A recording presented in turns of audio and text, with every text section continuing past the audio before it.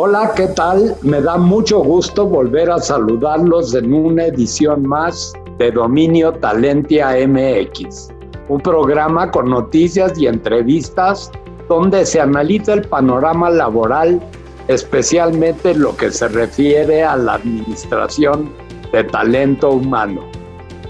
En diciembre pasado se perdieron 277,000 empleos formales en el país. Existen muchos mitos y hay poca información clara en torno a este fenómeno tan importante en el mundo laboral.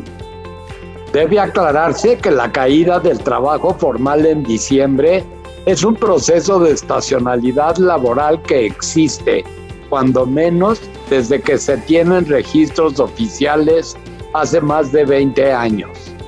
Desde 1998, a lo largo del año hay un incremento en los empleos formales, los cuales sufren una drástica caída en el mes de diciembre. Dado que la subcontratación en México es legal y está regulada desde el año de 2012, no se puede establecer una correlación entre los despidos en diciembre y dicho esquema. Tampoco los datos que ofrece la Secretaría del Trabajo, el Seguro Social y el INEGI permiten establecer un vínculo. Es muy negativo asociar la estacionalidad laboral con la tercerización, ya que así se estigmatiza y criminaliza un esquema legal del que dependen varios millones de trabajadores y cientos de miles de empresas. Además, se trata de un sistema que crea empleos formales, promueve la inversión, ayuda a los sectores más vulnerables de la población y, según la propia Organización Mundial de la Salud, contribuirá sustantivamente a instrumentar la vacunación contra el coronavirus. En 2020, la estacionalidad estuvo principalmente generada por el regreso a semáforo rojo en distintas entidades de México, con la consecuente suspensión de actividades. Esta noche en Dominio Talentia MX te invitamos a que conozcas las causas de la pérdida de empleos en diciembre. Acompáñanos a ver la siguiente nota que explica con detalle el desempleo estacional que ocurre en diciembre de cada año en México.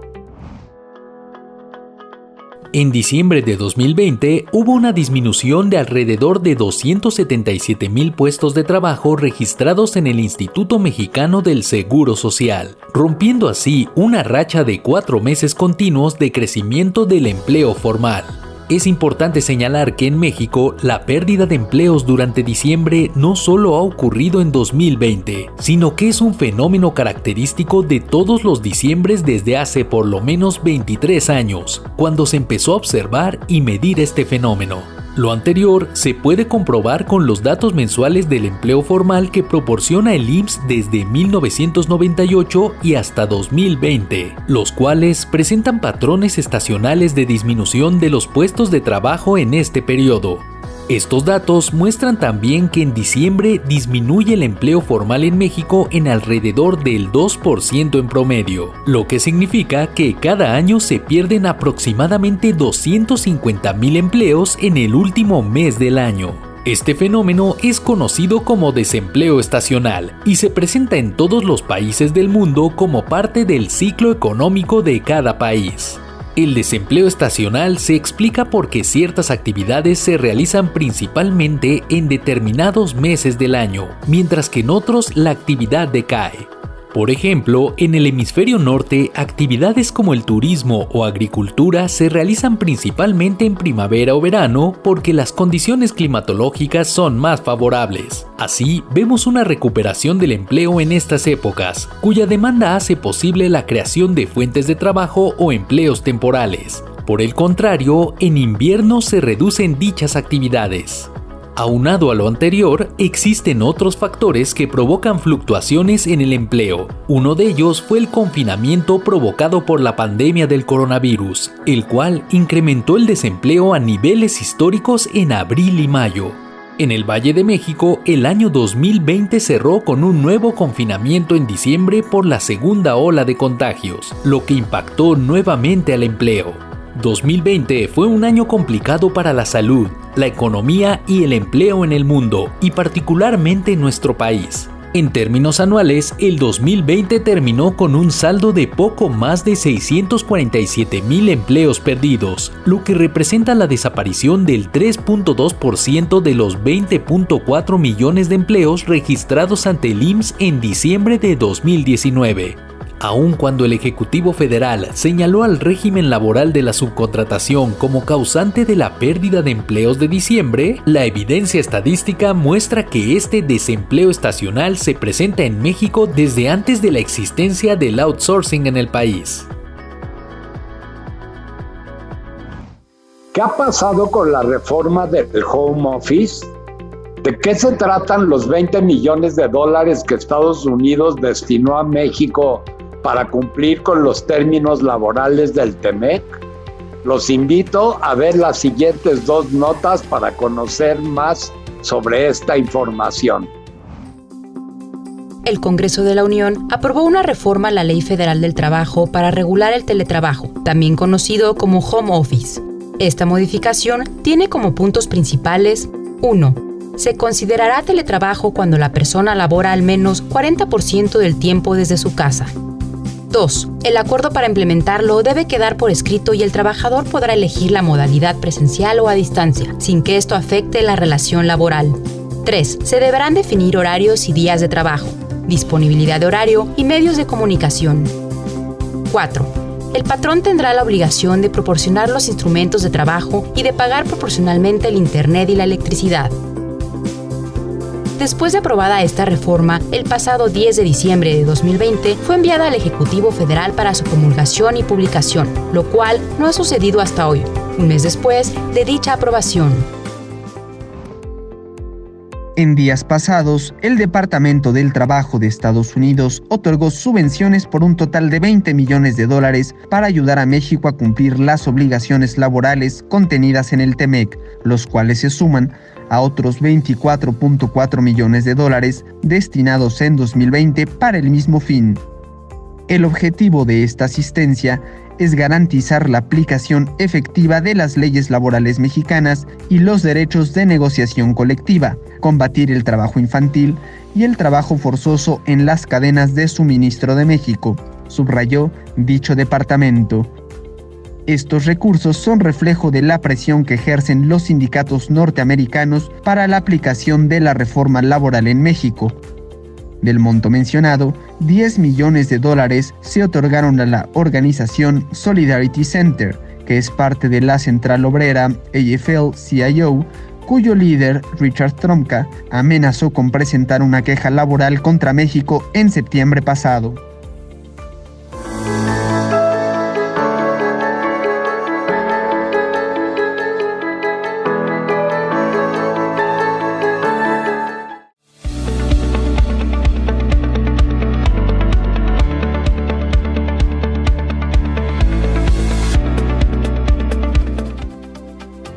Recientemente, el Ejecutivo Federal atribuyó la pérdida de empleos de diciembre al outsourcing. Sin embargo, expertos consultados por El Financiero señalaron que las bajas no son atribuibles a la subcontratación, sino que se trata de la combinación de los impactos económicos de la pandemia y la ausencia de una política para estimular el empleo formal. José Luis de la Cruz, director general del Instituto para el Desarrollo Industrial y el Crecimiento Económico, sostuvo que el dato de diciembre refleja el cierre de ciclos de producción y de ventas de fin de año. Jorge Sales, coordinador del Comité de Derecho Laboral de la Asociación Nacional de Abogados de Empresa, señaló que no hay una correlación seria con los datos disponibles sobre la pérdida de empleos en diciembre a causa de la subcontratación y se pasa por alto una variable que todos los años ocurre, que es estacionalidad y trabajos temporales. En esta noche de Dominio Talentia, quiero darle la más cordial bienvenida a Enrique Octavio García Méndez, vicepresidente de Asuntos Laborales de Concanaco Servitur. Enrique, además, es miembro de CONASAMI y consejero del Infonavit, un destacado líder empresarial, y es un verdadero honor, Enrique, que nos acompañes esta noche en Dominio Talentia MX. Bienvenido. Muchas gracias, Elías. Al contrario, muchas gracias por la invitación a tu interesante programa y bueno, aprovecho para desearles un feliz inicio de año. Muchas gracias, Enrique.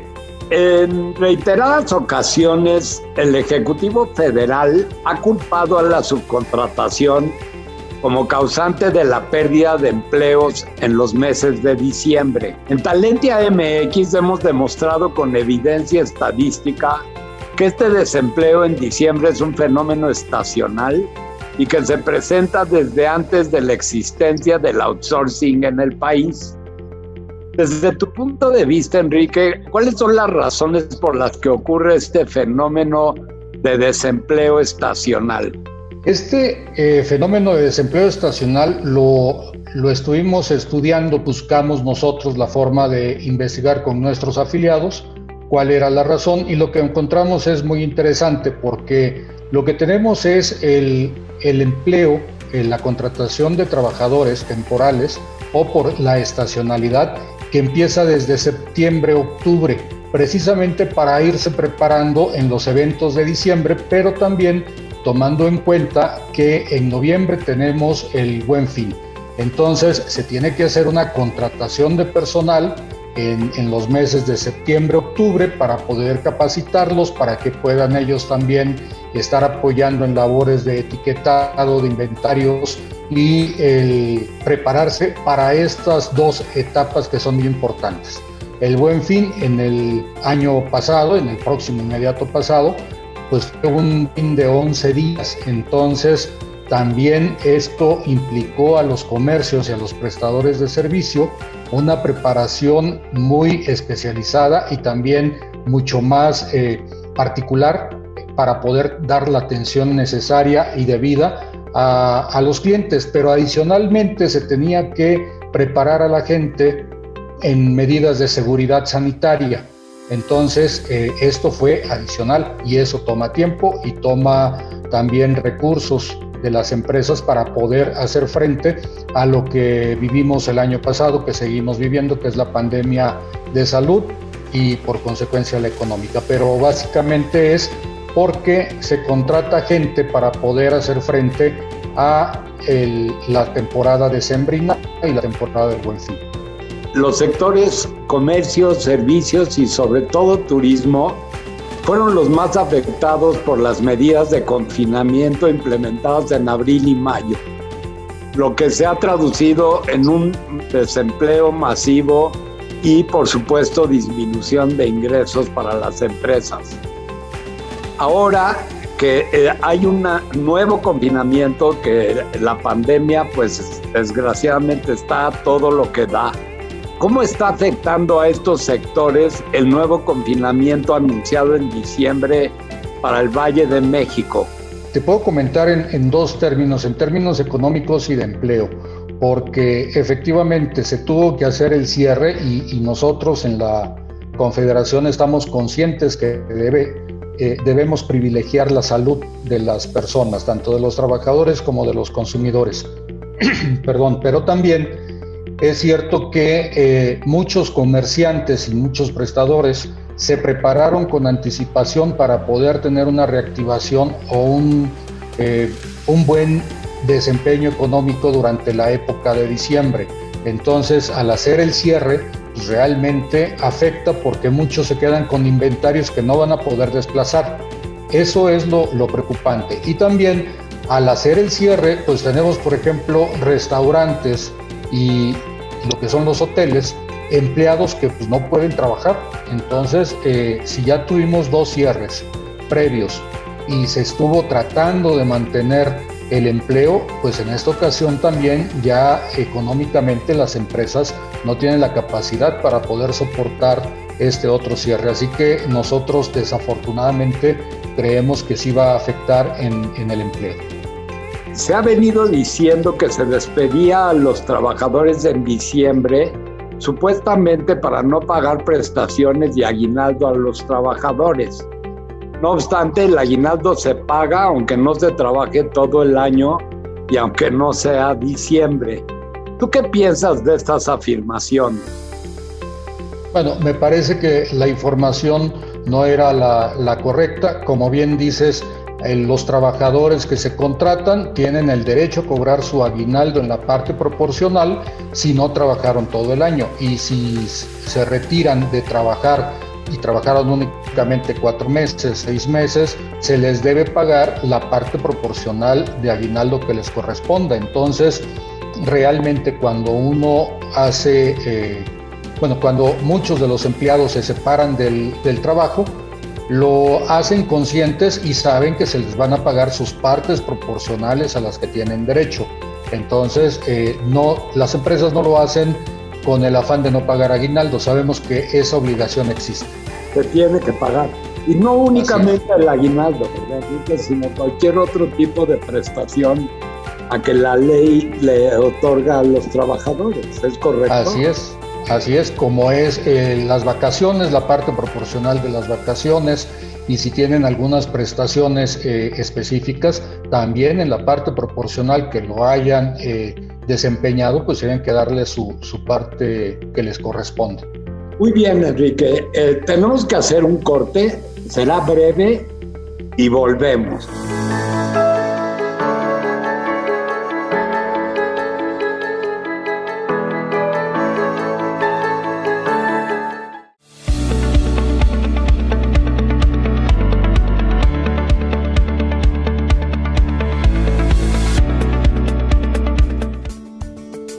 La subcontratación es una actividad que se ha vuelto cada vez más común. Sin embargo, existen varios mitos que envuelven esta práctica legal. Los 2 mitos más comunes del outsourcing son: Mito 1. Las empresas de subcontratación despiden a los trabajadores en el mes de diciembre para no cumplir con el pago de prestaciones a los mismos. Realidad. La causa real de este despido es la estacionalidad del empleo en México, la cual es un fenómeno histórico que ocurre por lo menos desde 1998, aún incluso antes de existir la subcontratación. Mito 2. Las empresas de subcontratación no pagan aguinaldo. Realidad. Esto es falso. La subcontratación responsable nunca reduce gastos a costa de disminuir derechos laborales. Además, los trabajadores siempre reciben la parte proporcional de su aguinaldo, aun cuando no hayan laborado el año completo ni estén laborando en la fecha de su pago. Gracias por seguir con nosotros. Les recuerdo que esta noche nos acompaña el licenciado Enrique Octavio García Méndez, vicepresidente de Asuntos Laborales de Concanaco Servitur. Una de las características del desempleo estacional es su previsibilidad, ya que al conocer cómo varían las actividades económicas en determinados momentos del año, es posible esperar que el desempleo aumente. ¿Tú crees que pueda haber algunas medidas de política pública o empresariales que permitirían que la pérdida de empleos en diciembre sea menor? Sí, debemos de tener una comunicación constante con el gobierno. Sabemos que el diálogo social, en el cual intervenimos 3 partes, gobierno, trabajadores y empleadores, es básico para poder implementar políticas públicas que sean en beneficio, en este caso principalmente de los trabajadores, pero que también ayudan a las empresas a mantener una baja rotación de personal. Porque curiosamente tenemos que hacer la mención de que en diciembre también hay muchas personas, muchos trabajadores que renuncian a su empleo. En cuanto reciben aguinaldo o reciben ya sus bonos que tienen a final de año, renuncian o dejan de ir a laborar. Ese es un fenómeno que nosotros no sabemos por qué lo hacen, pero es gente que deja de laborar aprovechando a lo mejor el dinero que tienen en los bolsillos. A mediados de enero, febrero, es cuando empiezan nuevamente a buscar colocarse en algún trabajo. Entonces, sí tiene que ser con el apoyo del gobierno, pero con el compromiso también de los empresarios de poder incidir en las políticas públicas que puedan minimizar este efecto o este fenómeno de estacionalidad que se da a fin de año. Pero hay que hacer un análisis más detallado, muy concreto, para ver cuáles son en sí las causas. México fue uno de los países que menos esfuerzo fiscal destinó a contrarrestar los efectos económicos de la pandemia. Únicamente destinó aproximadamente el 0.7% del PIB. Las insuficientes medidas fiscales para empresas y trabajadores son el reflejo de los daños que observamos en empleo y contracción económica al cierre de 2020. Sí hizo falta el apoyo, los incentivos fiscales, como se había mencionado, tanto por parte del Consejo Coordinador Empresarial y por parte de la Confederación, es que se necesitaban estímulos o apoyos fiscales para poder hacer frente de mejor manera a la crisis económica derivada de la pandemia sanitaria. Lo que se pedía no era el que se condonaran impuestos, sino que se dieran facilidades para su cumplimiento.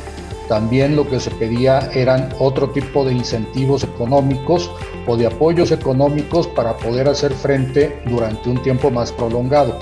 Tomemos en cuenta que originalmente, cuando inició la pandemia y el confinamiento en marzo del año pasado, se tenía contemplado que durara aproximadamente unos 3 meses.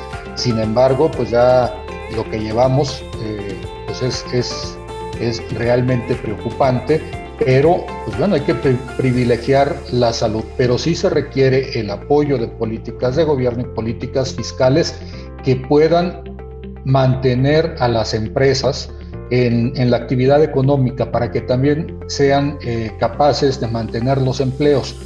Ha habido esfuerzos tanto de trabajadores como de los empresarios. Los trabajadores en algunos casos se han negociado la reducción de salarios y han sido solidarios también con las empresas.